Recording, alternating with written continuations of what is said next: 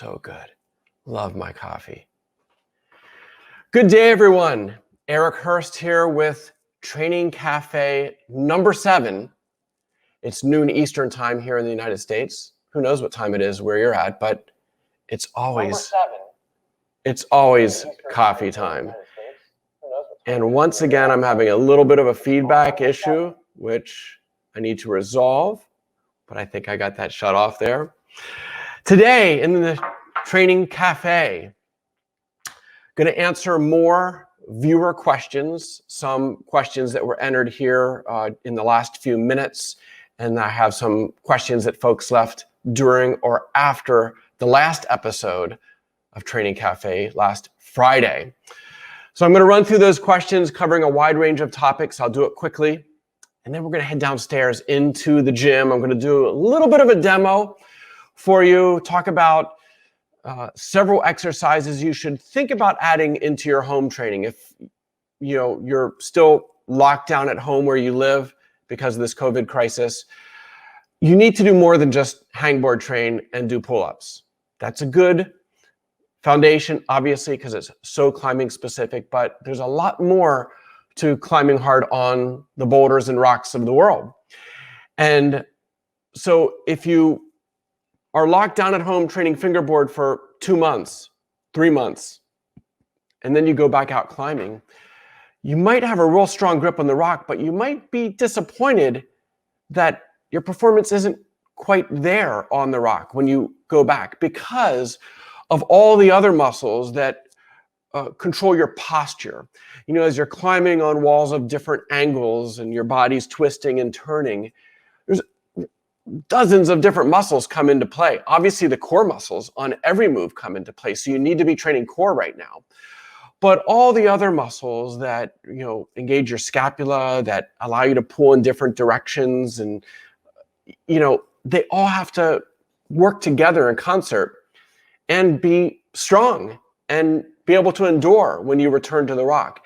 And if all you do for 2 or 3 months at home is train your finger flexors, well, again, you might have a iron grip on the rock, but the rest of you may not be moving as strongly. And if you're not climbing as a complete unit, well, then that's not efficient climbing and you will not climb your very best. So I want to take you downstairs in just a little bit, talk about some of the things you can do just to hit some different angles. And this is something you should think about all the time when you're training indoors or training at the climbing gym. You can't train on one angle wall. You can't just train on a fingerboard. You need to mix things up. You need to climb at different angles. And so that's something we'll finish up with in today's episode. For those of you who are new to Training Cafe, I began this 4 weeks ago. I've been, this is starting week 6 of kind of a stay-at-home order here in Pennsylvania and most of the United States. And so when confronted with losing my spring climbing season and kind of being here at home 23 hours a day, I go outside 1 hour a day to run or walk, get some sunshine and some fresh air. But otherwise, I'm here at home with my family, which is great to spend time with my wife and kids. But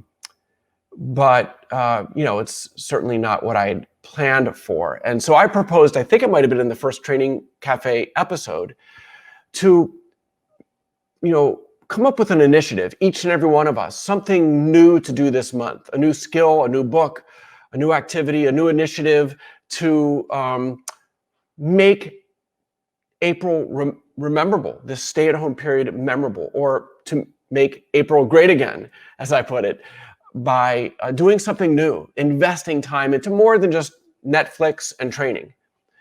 And so perhaps you've done that and you've explored some new areas or have begun to develop a new skill that's not climbing related, something that will just enrich your life and take you maybe in the long run to some different places and open up some new doors for you. But for me, the initiative was to do these live stream videos. So I'm doing them twice a week here during the lockdown mode, and I'll cut it back to once a week once we are freed up to go out climbing. And so that's kind of where we're at here right now with episode number 7. I'm recording this on April 20th, if you're viewing this after the fact. And so let's move on to the question and answers. First 2 questions from Seba. His comment is that prior to the lockdown, he had just finished a 10-week training cycle and was in really good shape to go climbing outside, to go route climbing outside. I guess had good route endurance. And now being locked down at home, of course, it's hard to train that endurance. It's a lot easier to train like grip strength and pull-up strength. And so the endurance that's lost in a 2 to 3 month layoff, how much is actually lost and how quick does it come back? And so with regard to that question is, when you're training the climbing specific aerobic system, we're talking about the oxidative system in the climbing muscles. There are several different adaptations, and some of them take place very slowly, like developing more capillarity through your muscles so that blood flow in and out of the muscles is increased when you're climbing and exercising extensively. And so that capillarity, the angiogenesis as it's called, the developing of new capillaries, or the detraining, if you stop training, eventually those capillaries diminish. It's a very slow process that takes place over the course of months and years, which is why if you're a route climber, you need to train routes pretty much year round and make a long-term commitment, because the adaptations, at least some of them, don't just spin up in a few weeks. And so the capillarity is not lost in a 2 to 3 month layoff. Now, mitochondria density and function and efficiency are things that also spin up long term and therefore aren't lost so quickly. But the oxidative enzymes that play a role in that whole process do downregulate. And there is significant detraining over the course of just a few weeks or a month or two if you stopped route climbing, if you stopped doing climbing specific aerobic training. And so that adaptation will be lost in a couple of months off, but it can be regained in a month or two of training. So for the route climbers out there, or for the World Cup route climbers who trained really hard for this season, and which has been, I guess, largely canceled, there is going to be a 1 or 2 month period to get all that route fitness back. Some of it will come back in 2 weeks, let's say, as you get some of those enzymes to redevelop your first few weeks back climbing routes or doing climbing specific aerobic training. But the mitochondria function takes a couple of months to come back. And so that's a longer term adaptation. So some good and some bad news there for you. Another question, when training at home or just training in general, if you're going to be doing pull-up training and fingerboard, finger targeted training, which should you do first? Well, in terms of very intensive training, you always want to do the smaller muscle groups first. So the finger flexors, if you're going to really work and target one body part maximally, you want to do the smaller muscle groups first. So that'd be the finger flexors. Now, that's not to say you can't do some pull-up training as part of your warm-up process. And I actually do quite a bit of that. I do a 30-minute warm-up, a very slow, gradual warm-up to get the blood flowing, to get a little bit of a pump, to get the nervous system turned on. And so over those first 30 minutes, I do typically a set of 10 or 12 body weight pull-ups, and then I do another 6 or 8 wide grip pull-ups at body weight. And then I do some finger exercises, to warm up the finger flexor muscles. Then I go back and put some weight on, like 30 pounds of weight. And I do a few wide grip with 30 pounds, and then I do a few normal grip pull-ups, maybe 5 pull-ups with 30 or 40 pounds. And so I've already done 4 sets of pull-ups as part of my warm-up process. That's not my pull-up workout. Now, you might do something different depending what your level of training is, but doing some pull-ups during the warm-up process, I think is good because it warms up your shoulders and virtually your entire upper body gets some work when you're doing pull-ups. It's a great exercise. But then I dive into my finger-specific training, where if I'm doing max hangs and then some campus training, I move on to. Do I have audio, folks?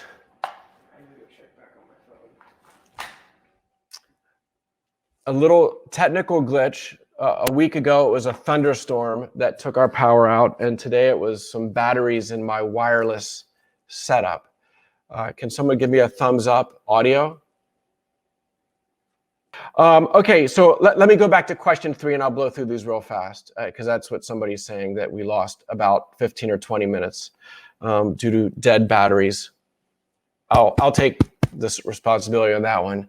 Using high-tech gear, but didn't check my batteries beforehand. So question 3, Giovanni was asking about alactic training of the arms and fingers. What about doing core and posterior chain? And yes, as I discussed in the last training cafe, you want to segment your training to target one energy system. So yes, absolutely, max hangs, weighted pull-ups, and alactic core, like front levers or max bouldering. And if you're going to do some deadlifting for the posterior chain, all of that on the same day for alactic training. And so thank you, Random Puppy. He says, don't be stressed out. And Kevin says, we still love you. So thank you very much. I'm trying my best here. It's it's only episode 7. I'm getting the technology down. I'm one of those old fuddy-duddies who is learning this stuff not intuitively like it is for you young folks. So, okay, I'm going to blast through the questions I think we missed. Did we miss number 4? That was the question from Greg about 7-3 max hang protocols. He says he's been doing that max strength protocol for about 2 years. He's at 90 pounds and 90 pounds of added weight, and wants to know how to progress from here. Well, you could keep adding weight, but I found that you get to about 100 pounds added from your belay loop hanging on a loading pin.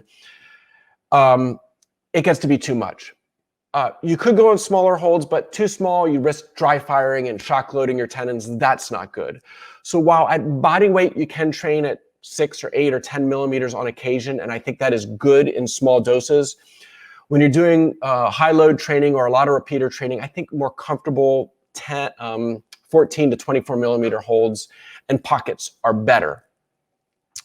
And so you're probably going to, Greg, want to shift to doing some one arm assisted training where you hang on one hold with the grip you're desiring to train, and then the other hand is pulling on a sling, removing 10 or 20 or 30 pounds of weight. And so you're training the one hand and just assisting with the other. You could also use a pulley system so that you can measure how much weight is being removed. And so that's a better way for more advanced people to shift. And eventually, when you're strong enough, and I've never been this strong, but folks like my kids can train one-handed body weight or even add weight by holding a dumbbell in their free hand while hanging one-handed. And so that is something to aspire to if you're a young, strong gun, or even a not so young, strong gun out there. Okay, Yassine, this was question 5, which maybe we lost, but I'll address it quickly here. Says that her right forearm gets more pumped than her left when doing two-handed hangboard training. But when climbing on the rock, it's the left hand that seems to be weaker at crimping. So there's some unevenness there that it's not known what's going on, and wondering what she should do to train it. And so, well, first of all, most people are a little stronger in their dominant hand by 5 or 10%. That's not uncommon. It is good to train your weaker hand, your weaker arm, to try to catch it up, but most people never get them perfectly equal. Now, if there's a huge difference, 20, 30, 40% or more in endurance or strength from one side to the other, then there's something else going on that you should investigate and obviously try to correct and train for. If one arm is pumping out more quickly than the other, well, then that speaks to maybe a blood flow situation. There's something called compartmental syndrome in the deep flexor muscles, the flexor digitorum profundus muscle, which is very much called into play when crimping. That deep flexor muscle, if the fascia is too tight, the blood flows in and it starts to get occluded and it pumps out prematurely. That's probably not your situation, but a very small percentage, probably 1%, maybe less, has this type of compartmental syndrome, and it can be surgically corrected. In the old days, they would slice you wide open and dig in deep and slit the fascia. Now they can do a laparoscopic procedure and correct it. But there's very few doctors who are willing to diagnose or treat that. I know a couple of my German doctor friends have identified and treated climbers with that condition. So if you have one arm that really pumps out fast, that's something to think about. But something else that I think is more likely is perhaps something going on in your shoulders. If there's a big difference in grip from one hand to the other, there could be an injury, an unknown injury, or an underlying weakness in that shoulder that your brain is sensing instability or injury and shutting down the drive to the finger flexor muscles. And so if there is something going on with your shoulder, then that could be resulting in the one grip being significantly weaker than the other. So that's something to address with shoulder training, or at least to look into if you maybe are aware that there's something wrong with your shoulder in terms of a potential injury.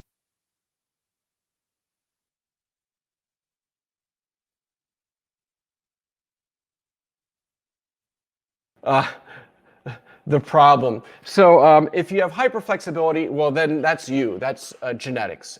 And so you need to be aware of it, because you can be injured and in certain positions be weaker. It's something, if you are more aware of the situation, you can use it to your benefit, in terms of flexibility, but also be cautious in positions, Gastons and crimping with elbow out that are hard on your joints and could risk injury. I think anything you can do to strengthen the antagonist muscles would be helpful to increase joint stability. But because it's a genetic condition, it's the way you are, it's not something you can ever correct. Next question, 7, is it okay for kids to hangboard and campus train? And that's a tricky question. I have 2 boys that have climbed since they were little, and they're now young men, so they can train like young men at this point. But when you're in your growth spurt, you should not train like adults. You should not campus train. You should not do a lot of crimping or intensive hangboard training or weighted hangs. So you need to be very cautious. It needs a parent or a coach who really keeps dabs on the youth climber and make sure they aren't double dynoing on the campus board, and they aren't doing a lot of crimpy boulders, and they're not doing weighted hangs on the hangboard, especially if they present any pain in the middle knuckle, which is where the growth plate injuries, that's the greatest concern with those fast growing youth climbers. For girls, it tends to be ages 10 to 13, boys more 12 to 16, where they're in that zone where they have to be very careful exactly how they train. I'm hesitant to say no hangboarding and no campusing, because with appropriate instruction and control and in small doses, I think you can do it during those ages, but you can't do extensive training nor dynamic training. And certainly if there's any pain that presents, then you cut out the training. And then the last question, Padita, is about reducing leg mass, leg size. Some folks are more, genetically fast twitch, have larger muscles probably around their body. And for climbers, especially in the lower body, that can be dead weight. And so doing some running is the best way to address, at least to try to address those leg muscles. Avoiding hills, doing flat runs may result in some atrophy. You can play around with nutrition, cutting back on protein a little bit, perhaps will help atrophy your leg muscles, though I'm very careful or cautious advising that, because I think most climbers already get too little protein, and they actually need more protein to support recovery and connective tissue and muscle strength. And so to some extent, if you're genetically a bulky person with a lot of bulky muscles, then that is kind of you. You can change things